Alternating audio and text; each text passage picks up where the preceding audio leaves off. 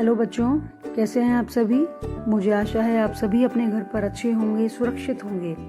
बच्चों, आज हमारी वीडियो का टाइटल है विद्यार्थी के 5 लक्षण। यानी आज हम इस वीडियो के माध्यम से एक आदर्श विद्यार्थी के 5 लक्षणों की चर्चा करेंगे और वो चर्चा हम करेंगे एक श्लोक के माध्यम से। बच्चों, यह एक श्लोक है जो कि बहुत ही प्रसिद्ध है, बहुत ही प्रचलित है। हो सकता है आपके पेरेंट्स को भी इस श्लोक के बारे में पता होगा। तो आप चाहें तो वीडियो को देखने के बाद अपने पेरेंट्स के साथ चर्चा भी कर सकते हैं। तो इस श्लोक में बच्चों बताया गया है कि एक आदर्श विद्यार्थी में कौन कौन सी क्वालिटीज होनी चाहिए। ठीक है, तो टोटल 5 क्वालिटीज की या फिर 5 गुणों की बात यहाँ पर की गई है। तो आइए पढ़ते हैं और चर्चा करते हैं इन 5 गुणों की। काक चेष्टा बको ध्यानम स्वान निंद्रा तथैव च अल्पहारी गृहत्यागी विद्यार्थी 5 लक्षणम। काक चेष्टा बको ध्यानम स्वान निंद्रा तथैव च अल्पहारी गृहत्यागी विद्यार्थी 5 लक्षणम। बच्चों, यह श्लोक संस्कृत में है तो बहुत ही अच्छा श्लोक है।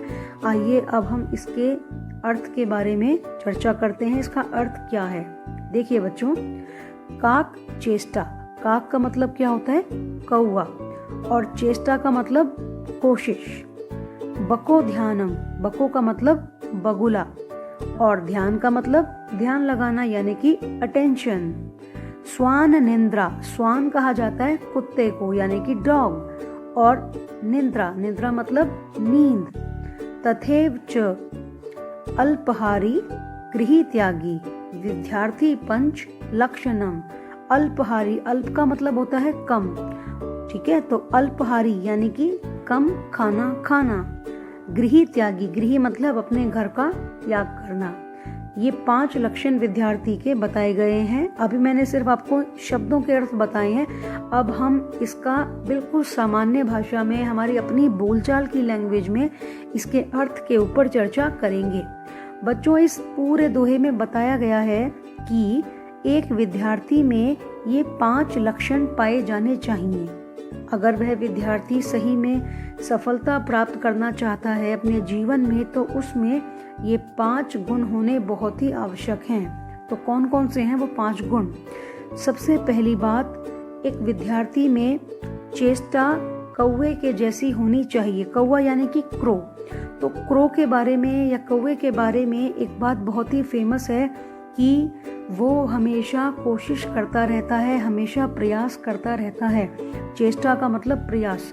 कौवे से संबंधित एक कहानी भी है बच्चों, अ थ्रस्टी क्रो, जिसमें बताया जाता है कि किस तरह से एक प्यासा कौवा जंगल में जगह जगह भटकता है, मगर अपने पूरे प्रयास के बाद, अपनी पूरी कोशिश के बाद वो किसी न किसी तरह से पानी खोज ही लेता है। तो एक आदर्श विद्यार्थी वही होता है जिसमें कौवे के जैसी चेष्टा हो अपनी पढ़ाई के प्रति। ठीक है। बको ध्यानम, बको मतलब बगुला। बगुला अपने ध्यान के लिए बहुत ही फेमस है।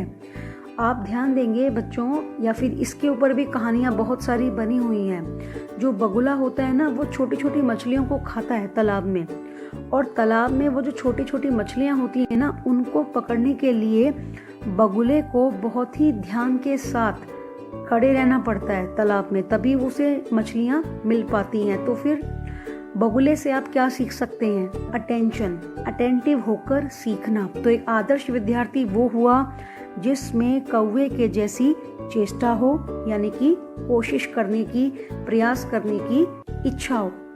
और बको ध्यानम मतलब बगुले के जैसा उसका अटेंशन हो, ध्यान हो। इसके बाद तीसरा आता है स्वान निंद्रा।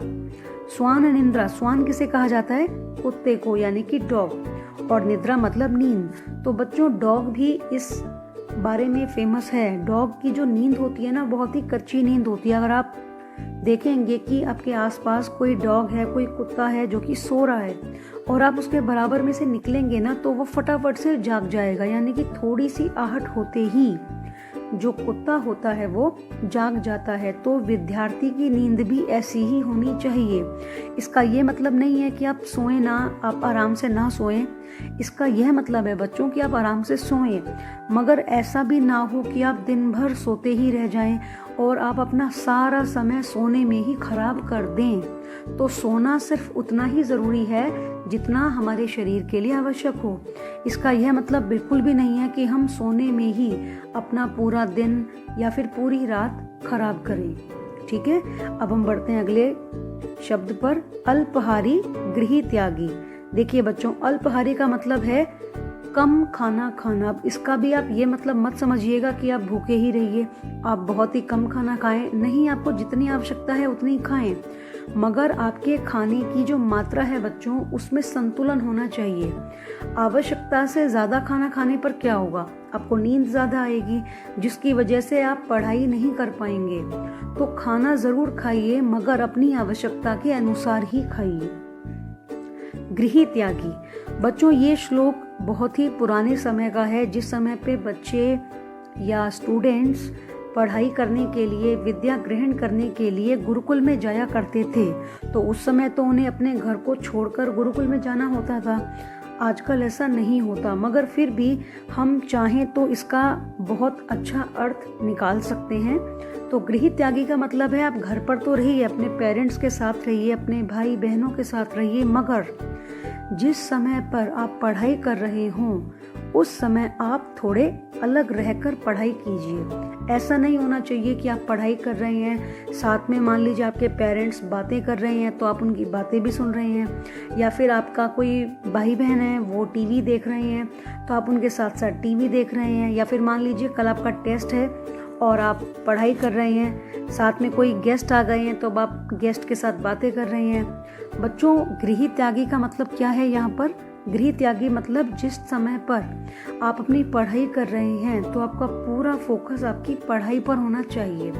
अगर आप घर के और कामों में भी इंडल्ज रहेंगे, मिक्स रहेंगे, बीच बीच में बातें करते रहेंगे, तो आप पढ़ाई पे फोकस नहीं कर पाएंगे। आपको समझ में आया बच्चों क्या कहा गया यहाँ पर? यहाँ पर बताया गया कि आप में चेष्टा होनी चाहिए काक के जैसी, यानी कि क्रो के जैसी।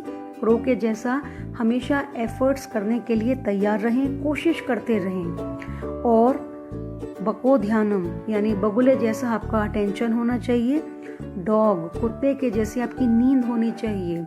आवश्यकता पड़ने पर आप जागें और पढ़ाई करें। अल्पाहारी यानी कि आवश्यकता के अनुसार ही खाएं, बहुत ज़्यादा भी ना खाएं।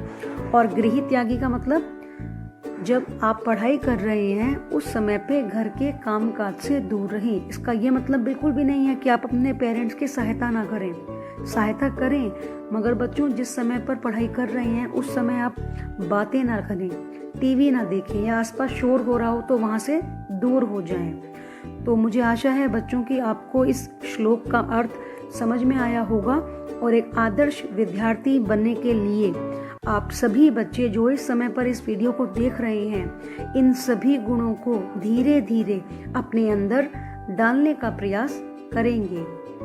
थैंक यू बच्चों, आपका दिन शुभ हो।